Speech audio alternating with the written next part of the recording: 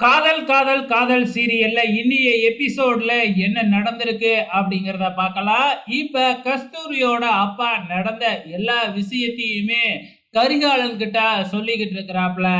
இத கேட்ட உடனே நேரா கரிகாலன் கார்த்தியோட சட்டைய புடிச்சு உலுக்கி உலுக்குன்னு உலுக்குறாப்ல. இவங்க சொல்றதெல்லாம் உண்மையா அப்படின்னு சொல்லி கேக்குறாங்க. ஆமா, இவங்க சொல்றதெல்லாம் உண்மைதான், நான் கஸ்தூரிய காதலிக்கிறேன் அப்படின்னு பொய் சொல்ல ஆரம்பிக்கிறாப்ல நம்ம கார்த்தி. அதுக்கப்புறம் என்ன, நம்ம கார்த்தியை போட்டு அடி அடின்னு அடிக்கிறாப்ல நம்ம கரிகாலன். அதுக்கப்புறம் வந்து பாத்தீங்கன்னா, இந்த பொண்ணு வீட்டுக்கு வர்றப்ப கூட ஃப்ரெண்டுன்னு தானே சொன்னீங்க, அப்புறம் ஏன் இப்ப இப்படி காதலிக்கிறேன்னு சொல்ற அப்படின்னு எல்லாருமே வளைச்சு வளைச்சு கேள்வி கேட்க ஆரம்பிக்கிறாங்க. அப்புறம் என்ன பதிலுக்கு கஸ்தூரியும் அந்த பாட்டி திட்டு திட்டுன்னு திட்டிக்கிட்டு இருக்கு. ஒரு கட்டத்துல கரிகால ரொம்ப கோவப்பட்டு நம்ம கார்த்தியை இழுத்து போட்டு அடி அடின்னு அடிச்சுக்கிட்டே இருக்கிறாப்ல. இதை பார்க்குற கஸ்தூரியால பொறுத்துக்க முடியல. நேரா போய் கரிகால முன்னாடி நின்று அவர் அடிக்காதீங்க அப்படின்னு தடுத்து நிப்பாட்டுறாங்க.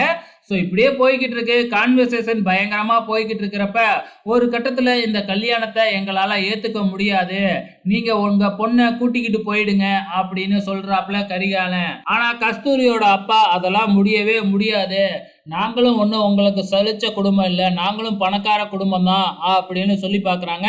நாங்கள் ஒன்றும் ஏமாத்திலாம் உங்கள் பையனுக்கு கல்யாணம் பண்ணி வைக்கல, உங்கள் பையன் இங்கே வந்து என் பொண்ணை இழுத்துக்கிட்டு ஓடலன்னா நான் எதுக்கு கல்யாணம் பண்ணி வைக்கிறேன், என் தங்கச்சி பையன் மாறனுக்கு தான் என் பொண்ணை கல்யாணம் பண்ணி வைக்கிறதா இருந்துச்சு, உங்க பையன் வந்து இப்படி ஒரு காரியத்தை பண்ணவும் தான் நாங்க இப்படி பண்ணணும் அப்படின்னு அவரு சொல்றாப்ல.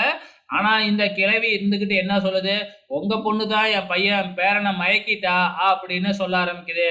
இப்படியே மாத்தி மாத்தி கான்வர்சேஷன் போய்கிட்டே இருக்கு.